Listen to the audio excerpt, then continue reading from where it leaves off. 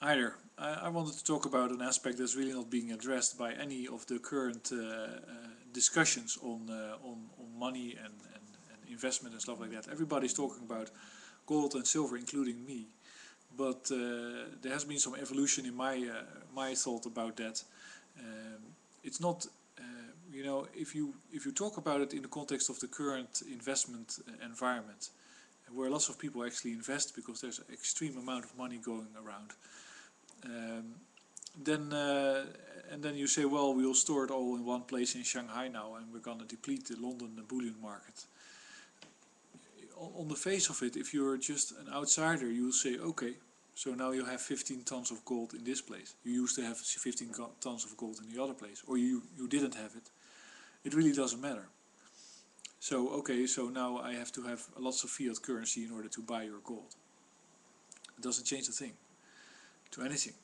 It doesn't make life easier, it doesn't make life more difficult, it doesn't make life more complex or simple.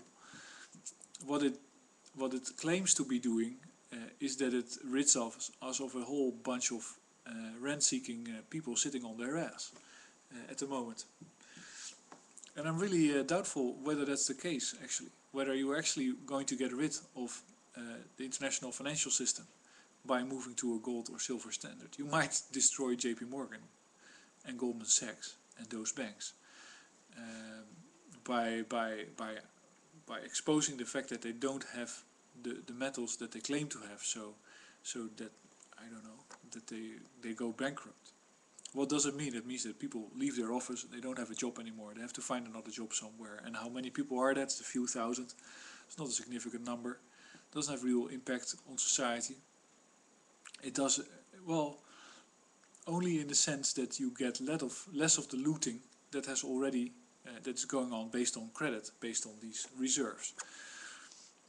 But the whole principle thing that I think is wrong is that you have credit generation out of thin air based on assets by banks, and you have the whole fractional reserve banking principle, which is insane, and it makes it possible for banks to always cut into any ownership position. So I might own my house, and there only has to be the slightest disturbance. I might get sick, I need to go to hospital, I have to pay for my medical bills. That's a discretionary price, somebody can set that price. So the bank hops in and whispers in the ear of the surgeon, well, if you ask $500,000 for the operation, we'll give you that money, and we'll put Mr. Ricker into debt, and we'll be owning the house. Things like that. Every time you can bribe somebody by saying, well, you're gonna make more if you charge more, and we'll put the person that you're charging it to into debt, which is very evidently happening in the medical industry in the US.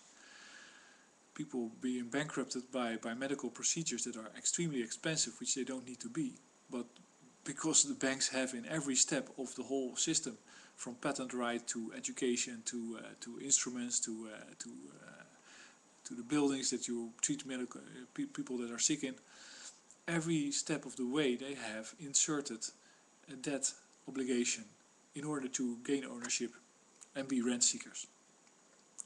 That system, removing that system, is really hard, unless you pass a law that prohibits it. So a new gold currency will not have any effect unless you prohibit fractional banking. You make a law, you say, okay, you cannot do fractional banking. And the people that will respond to that will say, well, but Keynesianism says that you have to create credit in advance of and of course you in some cases you have to, but of course you don't have to have fractional banking to do that. You can simply sell future contracts, and then the reliability of your operation determines the value of those contracts. So how much money can you get from society, which is exactly the same as stock exchange things, because there you sell future revenues in terms of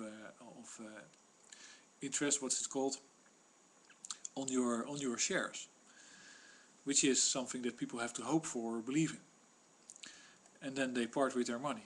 That's not fractional banking.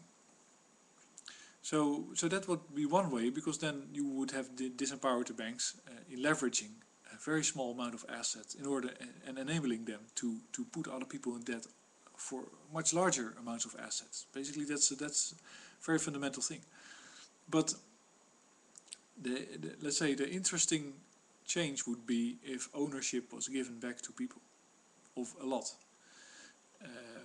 So simply houses without mortgages, land without mortgages, everywhere where there's rent, you remove it. That's completely the opposite of what the World Economic Forum was discussing, because they said, well, the world can take about $100 trillion more debt, which we can hoist upon it. What they basically are saying is that there is $100 trillion more of interest-bearing credit that we can extend to the world. So if that credit is 5%, then there is 5% more wages, salaries for people sitting on their ass in the financial system that we can conquer, can realize, which makes a lot of sense. That's interesting information for that public, for that group to discuss. Okay, so how many more jobs can we create in our lazy, profiteering, rent-seeking environment, due to the fact that we already have a system that is basically a mechanism of disowning people of whatever they have. It doesn't really matter. My example is always that if you have two flower shops in a village and they're doing well, they have their own audience of clients or stuff like that buy flowers every now and then, and they're big enough to supply those, and they're busy enough to do that. And then a bank moves into the town and goes to one of them and says, well, I'll give you €1,000 so you can expand your shop and do marketing, and you can have lots more money. So you can go to all these places that I tell you really should go, and I'll show you the pictures. Once one of these flower shops accepts that money, the other one has to follow after a while, because he's losing clients. He can't really survive, and he'll be going to the bank and going into debt too. And the end of the story is, of course, that the bank owns both flower shops, and because of fractional reserve banking, he earns interest on them. Both of the flower shops are working their maximum to create as much cash flow for the bank as possible. And what did the bank need? Nothing, because they create the first €1,000 loan based on €10 given to them by the first flower shop owner. That system has to be removed. It's completely useless. It's extremely wasteful and destructive. And I don't think that happens if you have a gold-based fiat currency system around the world. That's not what that is about, I think. So I thought I want to add that, because I seldom hear about basically, you could call it deleveraging the world, but that's usually on an investment level. But I would say deleverage ownership of everything, and you'll be rid of a lot of problems. And now I think the only thing that really prevents people from supporting that notion and doing that is that they don't cooperate. They don't want other people to have the things that they want to have, and that's very easy to trigger. That whole emotional state in which you say, well, you cannot gain in status. I want you to stay down, to stay low.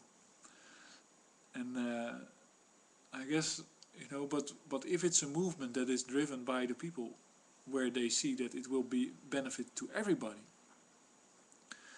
then that might actually be a movement you can start. And I've been thinking about that for a long time. How do you do that? Like a kind of conquering land game, digitally, where as a group, as a massive collaborating hunting troop, citizens basically gradually start owning everything back again.